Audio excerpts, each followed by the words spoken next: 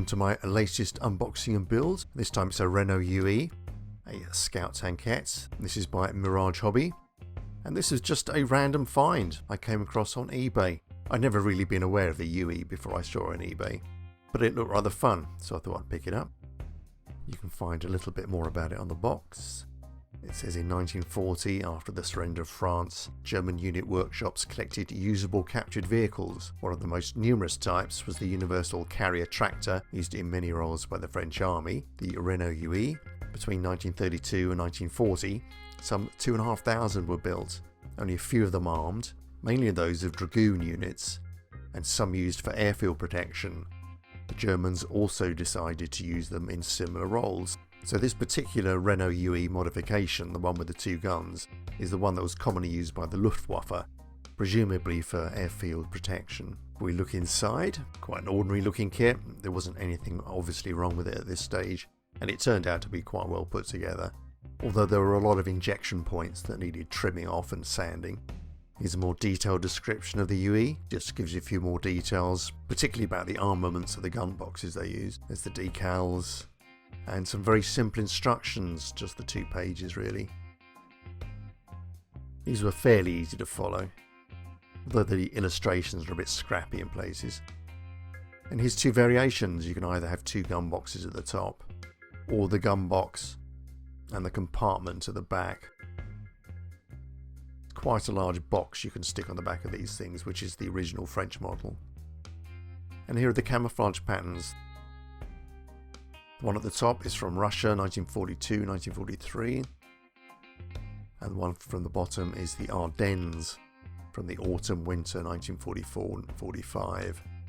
And the Ardennes is definitely the more interesting looking of the two, a little bit harder to pull off though. Here we go, here's the built-up model in its coat of primer.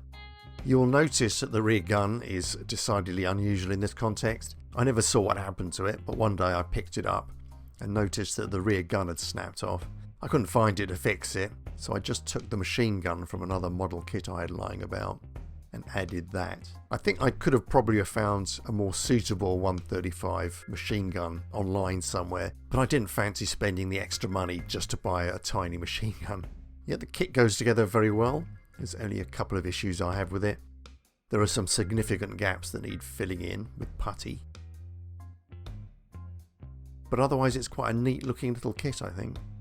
Interestingly, you can build a version that doesn't have any machine gun boxes on it at all, because the kit contains the parts for 2 couplers, so you don't need the front firebox either. You can take both of them off and just have the original French machine there. You don't need that front firebox at all. And here's the box on the back. You can see the injection marks there. So I just threw this together so you could see what it looks like. But that's where it would sit, on the back, and replacing the rear firebox. And that rear compartment combined with the 2 cupolars would give you the original French machine. So there it is before its final paint job. It's looking quite nice so far. I'm very pleased with it, in fact. An interesting little kit. I only had one serious problem with the instructions. The illustrations are a little bit ropey. But there's actually a mistake on this diagram at the top here. According to the instructions, there ought to be 14 links in that front section of track.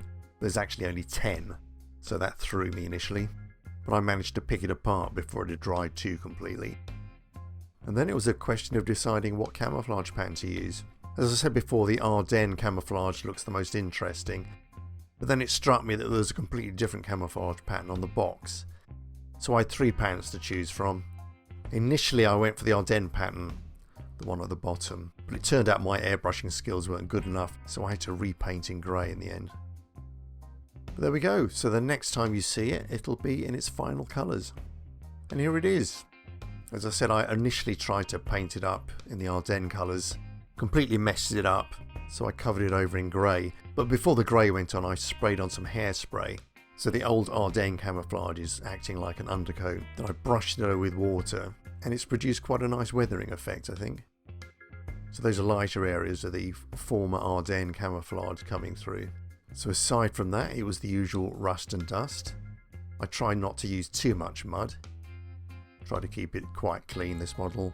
And then I spent quite a lot of time pin washing to bring out the various details. And I think that's worked pretty well.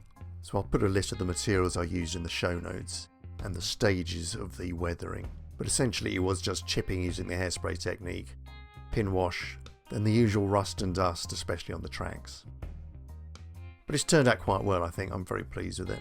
You can find a surprising number of UE kits out there, quite a few of them made by Mirage in fact. So you can have the original French version that tows a little trailer behind it, but also versions with rockets strapped to them and small artillery pieces. It's quite surprising the number of uses people found for this little tractor. Anyway, I hope you've enjoyed this build, and I hope to see you again for the next one. And until I do, I shall say goodbye. Okay then, cheerio.